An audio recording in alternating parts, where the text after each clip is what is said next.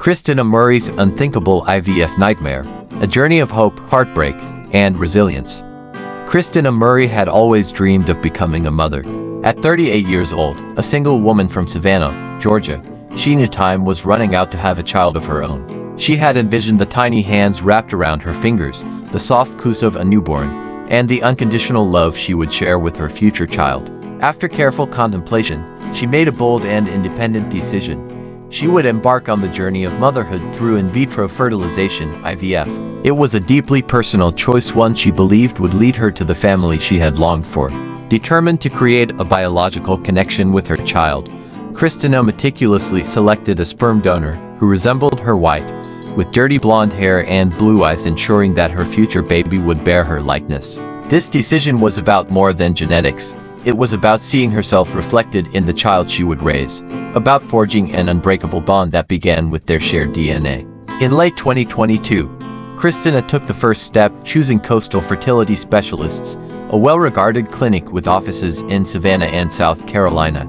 She was filled with cautious optimism as she underwent the grueling IVF process. The first stage required weeks of hormone injections, a physically exhausting and emotionally draining experience that she endured with the steadfast belief that each needle brought her closer to her baby. In February or March of 2023, her eggs were retrieved and fertilized with the donor's sperm, and in May 2023, the moment she had been waiting for arrived: the embryo transfer. Her body became the vessel of life, carrying the greatest hope of her existence. The pregnancy was everything she had dreamed of. She decorated a nursery with soft pastels and delicate baby clothes, running her hands over the crib that would soon hold her child. She felt the flutter of tiny kicks inside her, each movement reinforcing her love for the baby growing within her womb. As her due date neared, she counted down the days with eager anticipation, envisioning the moment she would cradle her newborn in her arms for the first time. On December 29, 2023, that moment arrived. As she lay in the hospital bed, exhausted but overwhelmed with emotion, the nurses placed her newborn son in her arms. But in that instant, her world shattered. Instead of the fair-skinned, blue-eyed baby she had expected, she gazed down at a beautiful child with dark skin. Confusion coursed through her veins, a silent scream building within her. How could this be? How could the child she had carried for 9 months be anything but her own? The doctors and nurses reassured her, telling her not to worry, that sometimes babies' features change over time. But deep down, Krystena knew something was terribly wrong. A mother knows her child. The panic gnawed at her as she held the baby close, trying to reconcile the love flooding her heart with the undeniable truth staring back at her. Still, despite the shock, something primal and unbreakable took over. The baby needed her. He was helpless, innocent, her son, in every way that mattered. She whispered lullabies as she rocked him to sleep, pressing soft kisses to his forehead. She breastfed him, cradled him through the long nights, and soothed his cries with a mother's touch. Over the next 5 months, she devoted herself to him, raising him as her own, drowning out the lingering fear that had taken root in her heart. Then, in March 2024, the nightmare she had been dreading became reality. The clinic contacted her, confirming her worst fears. There had been a mistake. The embryo implanted in her body had not been hers. Her son was the biological child of another couple who had undergone IVF at the same clinic. It was a mistake so devastating, so incomprehensible, that she could hardly breathe. The biological parents, now aware of the error, filed for custody. A legal battle ensued, one that would decide the fate of the child Krystena had carried, delivered, and loved with every fiber of her being.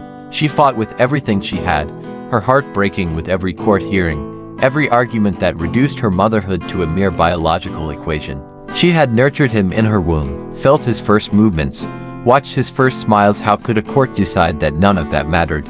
But on May 24, 2024, the ruling came down. The child would be returned to his biological parents. The law was clear, unwavering. Genetic ties trumped the unbreakable bond forged through pregnancy and care. With trembling hands and tear-streaked cheeks, Krystena was forced to do the unthinkable: surrender the baby who had been her entire world. In the days that followed, her home felt emptier than she ever imagined. The nursery sat untouched, the crib hauntingly vacant. She struggled to sleep, waking in the night to phantom cries that would never be soothed. The grief was suffocating, a wound so deep that no words could describe the loss of a child who had been hers in every way but blood. The devastation soon turned to determination. In February 2025, Krystena filed a lawsuit against Coastal Fertility Specialists and their lab director, Jeffrey Gray. She sought justice not just for herself, but for every parent who had placed their trust in a deeply flawed system. Her lawsuit demanded a jury trial and sought damages exceeding $75,000, holding the clinic accountable for their gross negligence and the unimaginable suffering they had caused. Her attorney, Adam Wolf, was no stranger to IVF mix-up cases.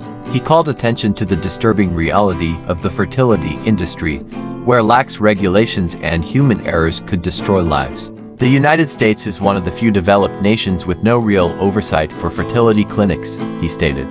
Until we enforce regulations, these tragic mistakes will continue to happen. Coastal Fertility Specialists admitted their error, but insisted it was an isolated incident. They promised to take corrective measures, yet for Krystena, no protocol could undo the damage that had been done. No policy change could erase the pain of losing the child she had carried. And yet, through the darkest storm of her life, Krystena remained resolute. She refused to let this tragedy define her. Her desire to be a mother had not been destroyed, it had been strengthened. She had lost a son, but she would not lose her dream. With unwavering courage, she turned to a new fertility clinic, ready to begin the IVF process once more. Krystena's story is one of profound heartbreak, but also of resilience. She is a mother in every sense of the word, not because of DNA, but because of love. And though she was forced to say goodbye to one child, her journey to motherhood is far from over. This time, she will fight even harder to ensure that her next chance at motherhood is one that no one can take away. What would you do in Krystena's shoes? Share in the comments.